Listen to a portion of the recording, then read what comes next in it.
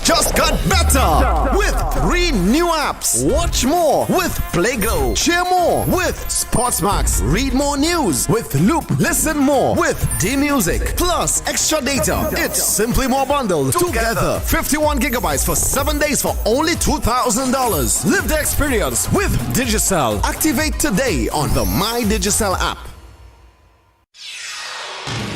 This is the news on top of the hour. Live from our studio in Georgetown. Kaieteur Radio, 99.1 FM. Good evening. Welcome to this evening's newscast on Kaieteur Radio. I am Kevin Smith. Let's get to the news in detail. According to the environmental permit that was granted for Payara, ExxonMobil's third development project in the Stabroek Block, a study is required to be conducted to investigate and determine the feasibility and implications of re-injecting all of the produced water from the project. International best practices dictate that water that is brought up from the reservoirs during oil extraction is supposed to be re-injected into separate wells as opposed to being dumped into the ocean. It is important to note that Guyana will also be paying for this study through cost recovery. It should be noted as well that no similar study was done for the Liza Phase 1 or 2 projects, yet Guyana went full steam ahead with approving the permits for those projects. And now let's tell you businesses operating in Guyana that continue to impose a 40% VAT on commodities and services that were zero rated will be prosecuted, and GRA has since been instructed to go after delinquent businesses.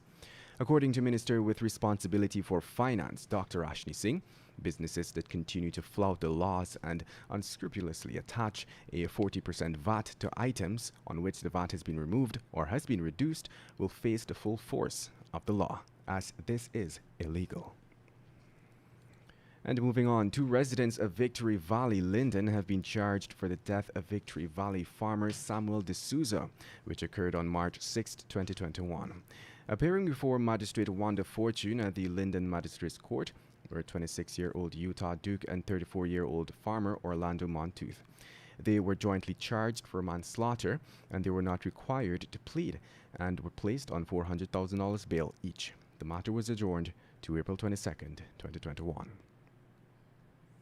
In other news, a Nigerian national and a businessman on Wednesday made their first court appearance to answer to fraud-related charges. The defendants, 29-year-old Nezube and 26-year-old Kevin Smith, appeared before Chief Magistrate Ann McLennan in the Georgetown Magistrates Courts. They were not required to plead to the charge, which alleged that between February 1st and March 15th, with intent to defraud, they conspired with others to obtain $3 million from Denita Bonnet. They were both released on $100,000 bail, station bail. Meanwhile, the police prosecutor asked that they lodge their passports and report to CID headquarters every second and last Friday of each month. And now let's tell you, the Air Finale-led administration is steadfast in its plan to land a multi-billion-dollar pipeline at Wales on the west bank of Demerara for the proposed gas-to-shore project, despite the widespread criticism it has faced from industry experts. Many share the same concern that government is moving too fast and should pump their brakes, at least until a thorough plan is laid out to show exactly how the project will benefit Guyanese. Vice President and local oil boss Dr. Bharat Jagdeo has touted a reduction in electricity costs as one of the most crucial benefits to be had. On this premise, no financial feasibility study will be conducted, as according to the Vice President, but international environmental lawyer Melinda Janke is taking him to task on his comments, and is now challenging Dr. Jagdeo to present irrefutable evidence in support of his claim. In other news, Leon Waddle, a suspect who had admitted to murdering 46-year-old Answar Stahl of Kururu, was today remanded to prison after he appeared in court. Waddle was charged for murder in the furtherance of robbery.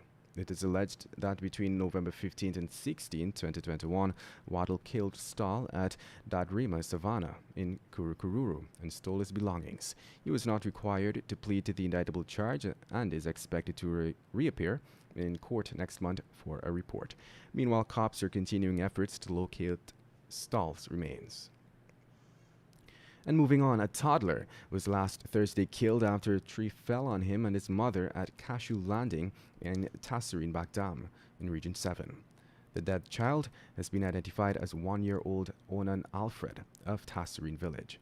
According to the police, the child was in the company of his parents, 18-year-old Corsia Alfred and Ming Daniels, a minor of Bartica, when the tragic incident occurred. The report stated that around 16 hours at Cashew Landing, Alfred, Daniels and their child were walking heading to Isano Landing, Middle Mazaruni River, when a strong wind blew, resulting in a tree falling and hitting the toddler and his mother. It is understood that the toddler was picked up in an unconscious state and rushed to the Asano Health Center, where he was pronounced dead on arrival.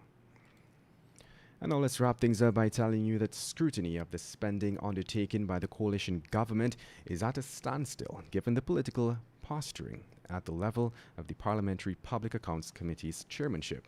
In fact, the coalition maintains that the Constitution dictates that it is the opposition that decides on who is fit and proper to chair the Accountability Committee.